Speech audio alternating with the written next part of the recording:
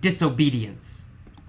Law never made men more just, and, by means of their respect for it, even the well-disposed are daily made the agents of injustice. A common and natural result of an undue respect for law is that you may see a file of soldiers, colonel, captain, privates and all, marching in admirable order over hills to the wars, against their wills, indeed, against their common sense and consciences. They have no doubt that it is a damnable business in which they are concerned. They are all peaceably inclined. Now, what are they? Men at all? Or small movable forts at the service of some unscrupulous man in power? The mass of men serve the state thus, not as men mainly, but as machines, with their bodies. They are the standing army.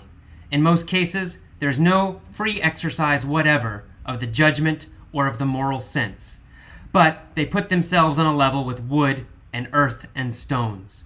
And wooden men can perhaps be manufactured that will serve the purpose as well. Such people command no more respect than men of straw or a lump of dirt. They have the same sort of worth only as horses and dogs. Yet, such as these are commonly considered good citizens. Henry David Thoreau, from Civil Disobedience. Many of the abominable problems in the world are the result of obedience. In our personal lives, in the media, we cry and moan and blame our leaders for the problems of the world. We shift responsibility to them. But are they solely responsible? What about the thousands and millions who are actually carrying out their orders?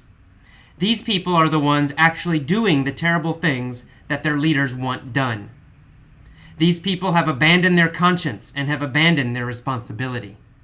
Can such people be considered adult human beings at all? Or are they still children or dogs, dutifully obeying their master parent?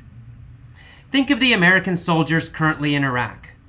In the end, it is not George Bush who is pulling the trigger or dropping the bombs or torturing the prisoners.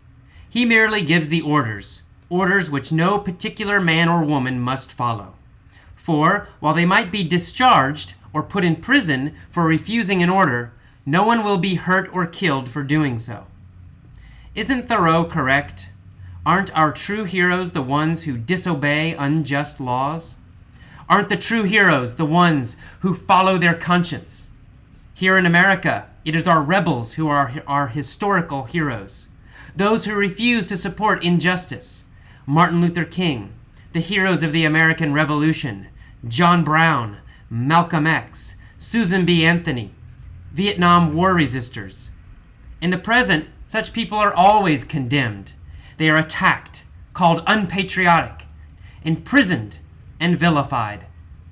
Yet, history is usually kind to such people and harsh to the unjust. In the 1950s, Martin Luther King was vilified as a radical. Today, he is celebrated as a hero, while the authorities he resisted are now viewed as the worst kind of scum. Thoreau, and later Gandhi and Martin Luther King, all believed that individual conscience was more just and powerful than law.